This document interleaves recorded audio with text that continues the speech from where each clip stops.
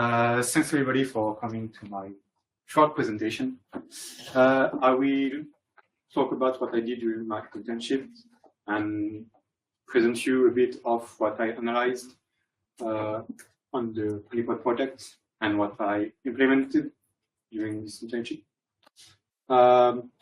So during this presentation, I will present you Poneypot, talk about what I analyzed and what we want to do in the future and what we did to improve what the lacking of our project. So Poneypot is a project that includes honeypots. Honeypots, if you don't know, is a machine that is deliberately vulnerable to attract botnets or humans. And botnets are programmed, are attackants that are programmed to attack deliberately the machine. And the campaigns that we did until now are placed in two geographical locations, Rennes and Nancy. And what we did in this project is to collect system and network data to analyze and understand the current state of botnets and the evolution that passed. So the Poneypot project is located at the Vachez Immigrant Rennes, and our honeypots are placed in a server in the internet network. Those are virtual machines that have a physical interface in the two geographical places, Vachez and Rennes.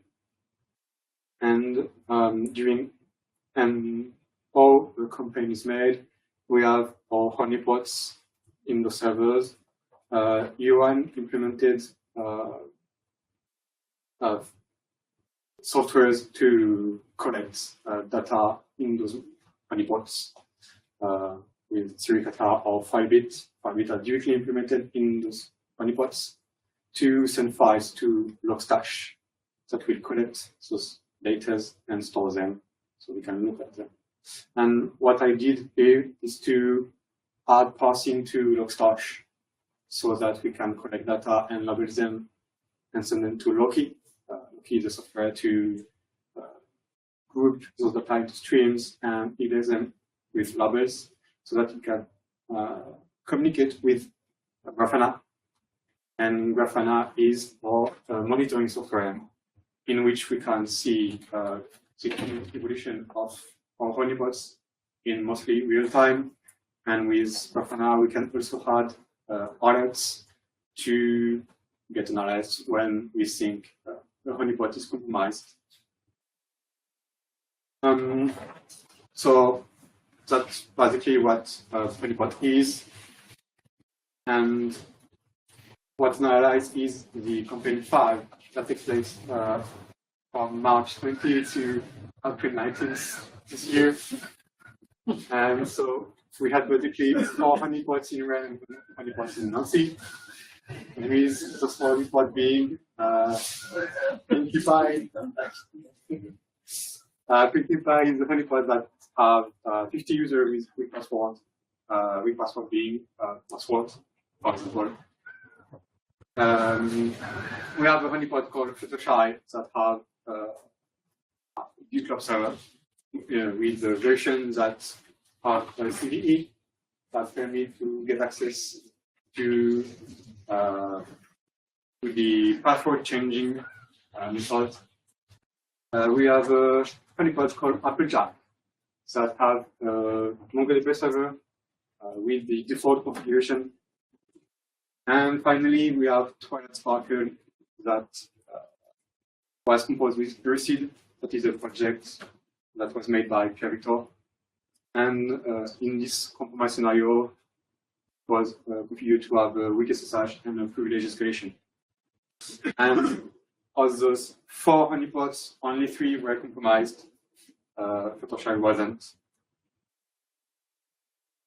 So what we what I observed on those honeypots basically is 6 to 7 non-botnets. You don't see Fluttershy because it wasn't compromised, and you don't see MongoDB because Applejack because the commission that happened in this honeypot is the same every time, and it's just a botnet that get the data and add the relevant song. So, I will talk more about it later. So what I observed is that I observed the first botnet called Mirai. It's a non-botnet, a variant of Mirai, a very non-botnet. For those who don't know Mirai, it was included in a big attack, a big DDoS attack in 2016 that paralyzed the USA, that took down Twitter and big websites. So Mirai is like Mirai. It's infect honeypots to get the machine to attack to make DDoS attack. After that, we have microtic botnets that focus only microtic routers. Honeypot isn't microtic routers, so it didn't compromise our honeypots basically.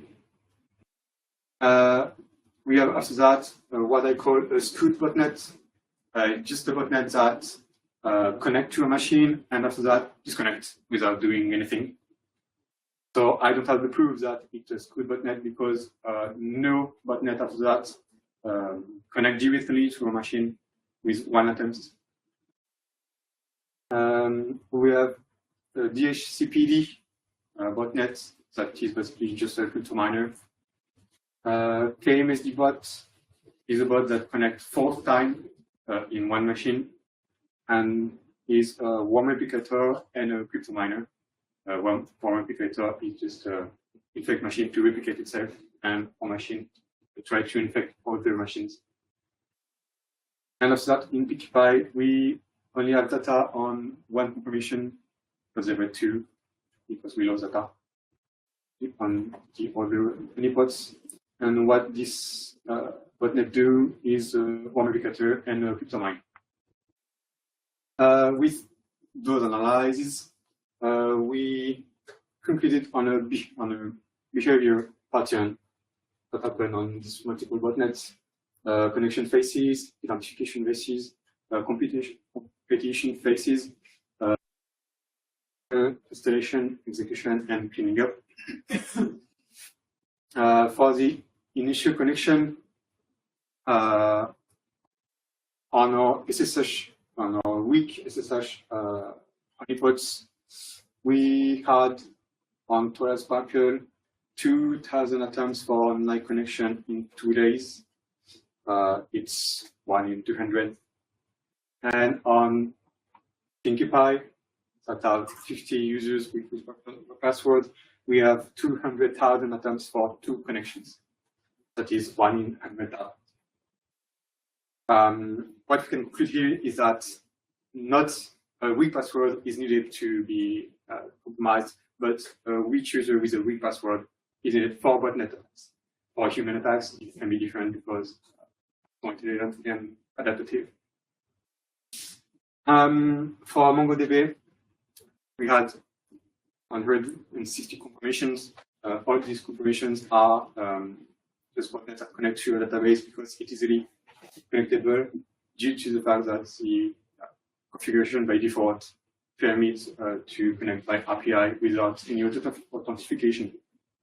All this confirmation doesn't involve stealing data.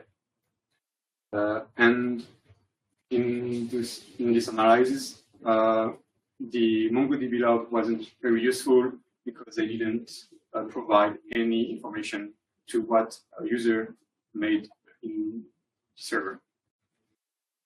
And so in this honeypot, there is only one typical botnet attack, but a lot of different IPs attack. And why I intend to say by that is that in every stealing data that happened. Every time the same message was put at the ransom, you have the same amount, Bitcoin, the same wallet, everything is the same except for a temporary mail, because you need to have distinct address every time. And for the GitLab initial collection, why no botnet optimized or honeypots is because they've done. It was a pretty recent CVE at the time, and this CVE, for the CVE to work, you needed to add to take an HTTP request and forge it with the mail account of the users and its own mail account after that. And the email account of the user wasn't input because I don't know why, but by default it was just admin@example.com and it was never made, it was never forged. After that, another phase is the identification phase.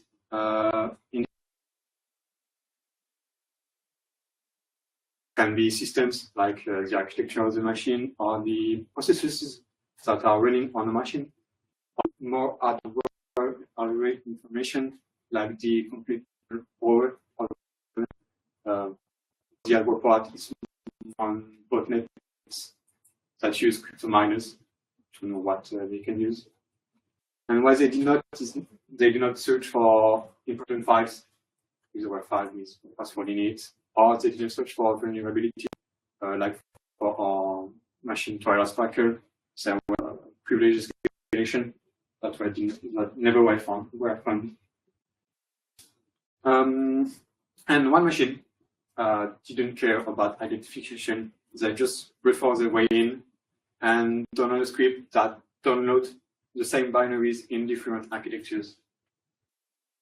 Why not? After that, we have the competition phase.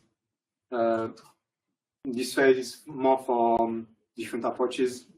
If Botnet search to add a crypto miner, they will keep processes that take resources or different or competitors. Different botnets that use crypto miners are known. There's 3 processes are known to be crypto miners. Botnet crypto miners or malware crypto miners. But there is one botnet that I think have a political message because they kill every time Donald and my friend. And I didn't find resources to be sure that those were malware or crypto miners. And furthermore, they have a capital letter at the beginning, so it's a name. So why not? For the installation phase, basically, botnets get their binary or script by just using a simple command like wget, with no security protection. They use HTTP or just their IP. So it's easily, we can easily get the binaries they download by looking at network logs with pcap and reconstructing the file. One botnet wanted to be sure that they download the script. They tried different commands to the node. So they wanted to be sure that their binary work. They changed the rights 2 times. So they wanted to be sure that this will work. And some botnets are more intelligent than others. They use SCP or SFTP to download the file, and it can't be retrieved. And furthermore, if they delete it, we actually can't analyze them.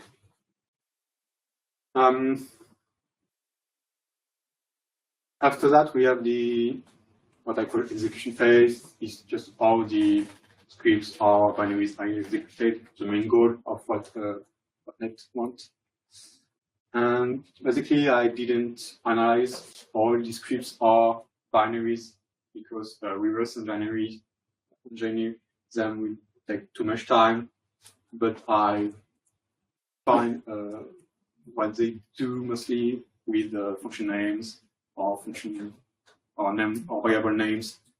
And on different binaries, I found signatures unclear, like wallet addresses, names, IPs. Some binaries didn't work. What I want to say here is that I didn't find proof that it worked. I know that there installed binaries to mine cryptocurrencies, but there were no connection to website mine, like a pool or anything like that, or no logs on the systems to prove that. And there were once botnets that just download binary that they get from the Git. I searched for differences in those binaries and there were not. So I just renamed the binary to try to escape the attention, but it's just basically the binary from the Git. Some botnets wanted to make their connection persistent. Some didn't. Basically, a botnet that connect X times just use brute forces X times. They didn't save the credential. Some, when they connected, changed the password, or they also had a SSH key. But I didn't find a proof that they come back.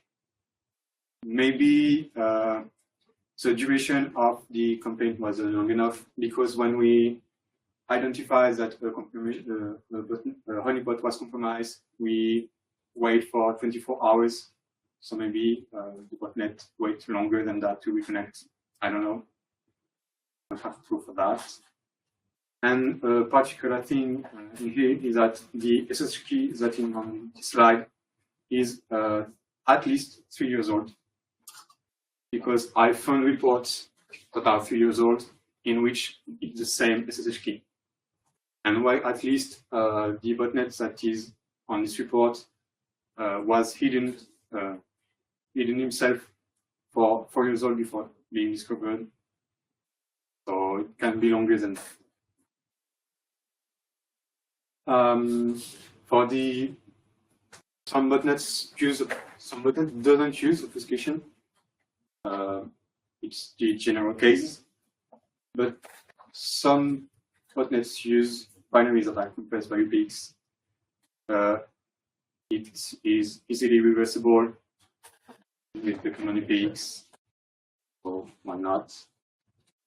Some botnets use base 64 encoding, either in prompt line, from command line, or in script file. It depends on the botnet. So it is easily reversible too. Third obfuscation technique, I call it variable obfuscation. What they do is they take multiple command scripts, and they divide it in small parts and put them in variables. And after that, they call the command eval with the variable made in order. And what that do is that it will call the command in variable. Please. This part is easily reversible. Just change eval with echo and you get the command. But it's not the smart part. The smart part here is that the hash file of the script will change easily because you just change the variable. And fourth is that there is one botnet with 30 scripts in it, and such scripts that call another script and another script, and it can be hard to follow. And after that, we can have cleanup strategies. It depends on the botnet. Botnet cannot clean up. Basically, if they just put a crypto mining binary and run it, they can leave. It happens. Basically, if they made a cron rule to rerun the binary each time, they should not delete this binary, otherwise it wouldn't work anymore. But some just delete their scripts or binaries. If they download it by a safe way, that happens, we can't retrieve binaries to analyze them.